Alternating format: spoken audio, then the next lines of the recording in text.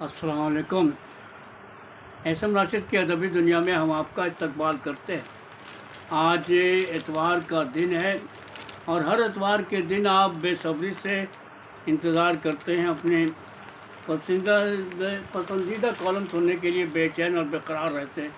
जी हाँ, London diary जो 11 साल से लगातार अखबार मशरिक़ में शाये होता आ रहा है और मैं उनके लिए पढ़ता हूँ जो लोग उर्दू लिखना पढ़ना नहीं जानते। उनकी ख्वाहिश रहती है सुनने की, इसलिए मैं उनके लिए पढ़ता हूँ और यकीनन ये आपको लगातार पसंद आ रहा है, जिसकी वजह से आप बेचैन और बेकरार भी रहते हैं। कॉलम निगार हैं फ़हीम अख्तर, लंदन बरतानिया। आज के अखबार में जो उन्होंने उन्वान दिया है लंदन की एक अदबी तकरीर। तो पेश खिदमत है आपका पसंदीदा कॉलम लंदन डायरी।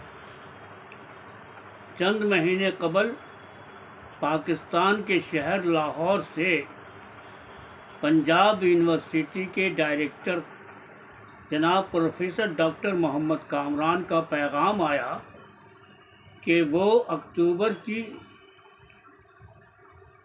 25 तारीख को लंदन एक कॉन्फ्रेंस में तशरीफ़ ला रहे हैं। उनकी ख्वाहिश है कि सफ़र के पहले 5 दिन वो मेरे साथ बिताएंगे। मैंने फ़ौरन डॉक्टर कामरान से रब्ता किया और प्रोग्राम की तफसील मालूम कर ली। प्रोफेसर डॉक्टर मोहम्मद कामरान से मेरी पहली मुलाकात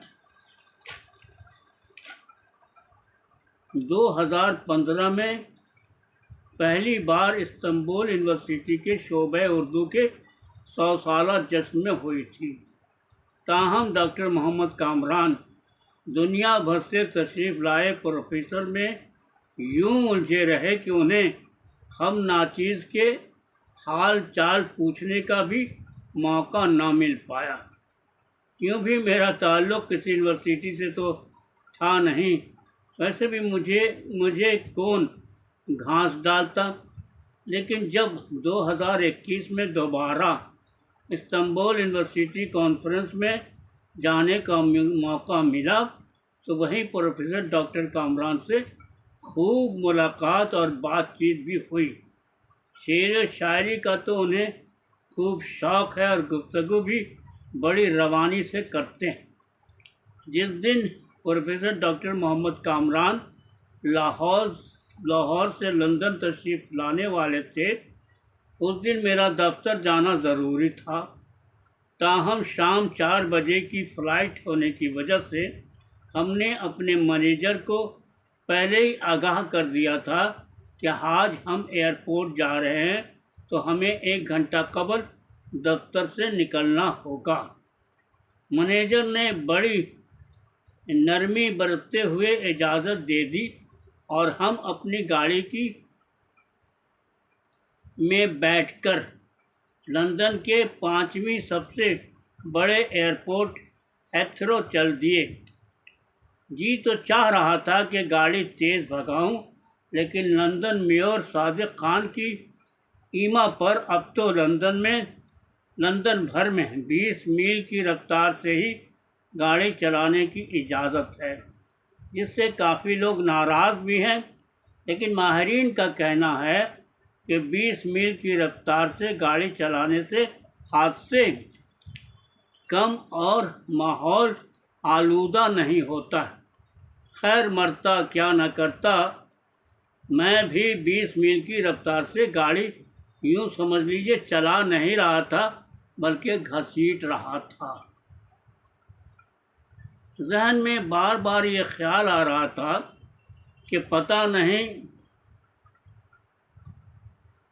अब प्रोफेसर डॉक्टर मोहम्मद कामरान बाहर निकले होंगे या इमिग्रेशन की लाइन में खड़े बेचारे अपनी बारी का इंतज़ार कर रहे होंगे।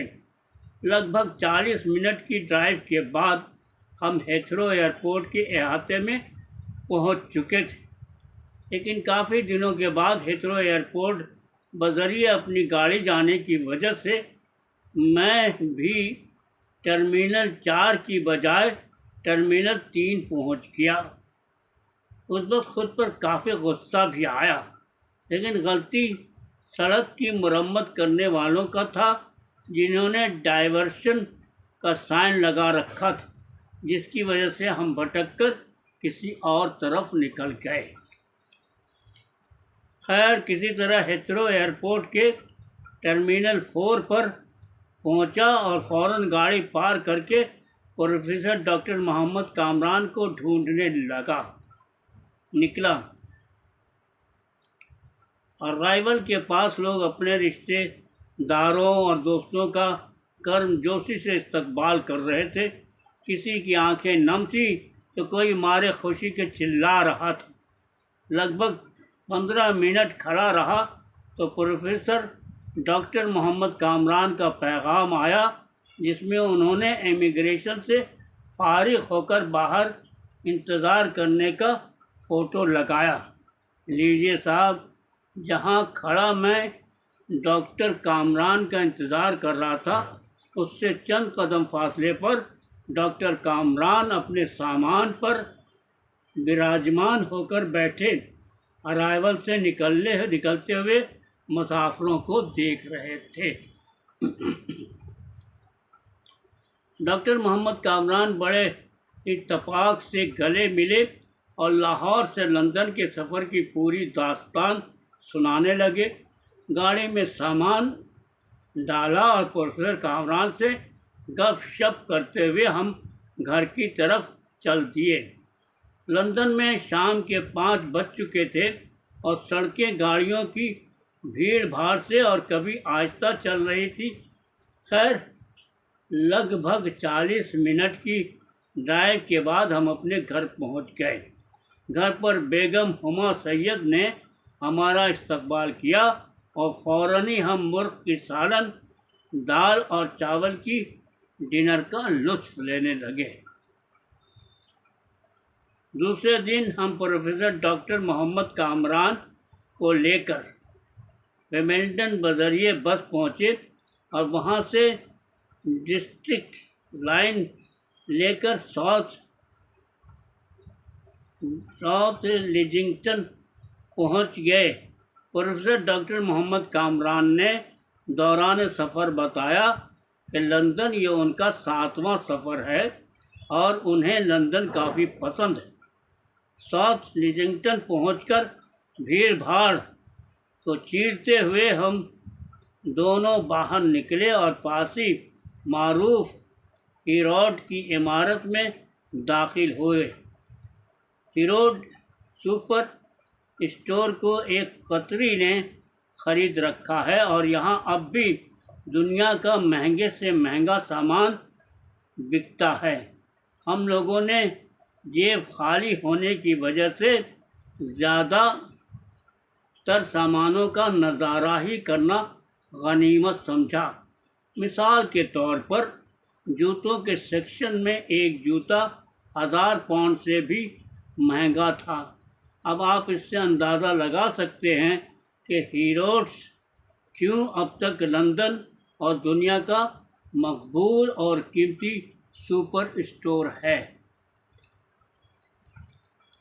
कई घंटे बाद हम और प्रोफेसर डॉक्टर मोहम्मद कामरान करीब ही एक कतरी कुर्क चाय में चाय पीने के लिए चले गए, जहां हम दोनों ने एक कीमे का रोल और कुर्क चाय पी।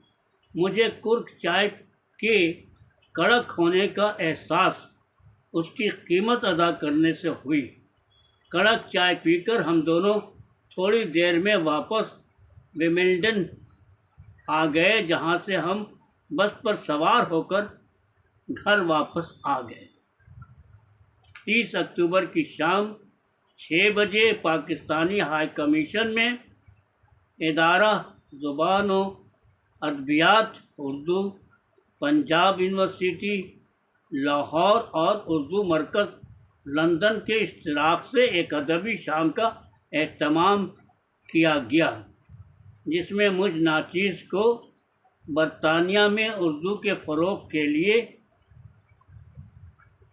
कोशिशों के एतराफ़ करते हुए एक शील्ड पेश की गई। इस मौके पर उर्दू मरकज़ के सदर डॉक्टर जावेद शेख बउनवान किस्सा एक साहिब तर्ज मरीज का पढ़कर सुनाया, जिसे हाज़रीन महफिल ने खूब पसंद किया। प्रोग्राम के आखिर में मधुर शुआरा ने अपने अपने कलाम पेश किए। पाकिस्तानी हाई कमीशन मोहम्मद अली जिन्ना की तस्वीर से भरी पड़ी थी और उन तस्वीरों को देखकर न जाने क्यों मैं इस उलझन में पड़ा था कि जिन्ना साहब या तो मेरी मौजूदगी से हैरान हैं या काफ़ी खुश। जाहिर सी बात है, एक हिंदुस्तानी को पाकिस्तानी हाई कमीशन में जो इज़्ज़त बख्शी गई वो काबिल ज़िक्र है। तकरीब में साबिक क्रिकेटर आसिफ इकबाल से भी मुलाकात हुई। उन्होंने हिंदुस्तानी हैदराबाद छोड़ने का गम बयान किया। आजकल आसिफ इकबाल लंदन में रिहाइश पजीर हैं। इसके अलावा लाहौर से तशरीफ़ लाए प्रोफेसर सआदत सईद से भी मुलाकात हुई। प्रोफेसर डॉक्टर मोहम्मद कामरान से 5 दिन की मुलाकात और उनका साथ यूँ गुज़र गया जिसका हमें अंदाज़ा ही नहीं हुआ। डॉक्टर कामरान आए और उर्दू मरकज़ लंदन के साथ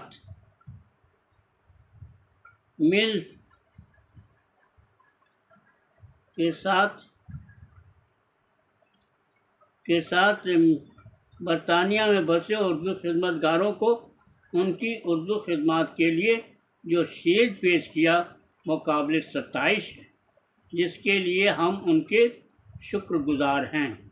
अब डॉक्टर मोहम्मद कामरान वापस लाहौर चले भी गए, ताहम उन्होंने इस सफ़र में अपनी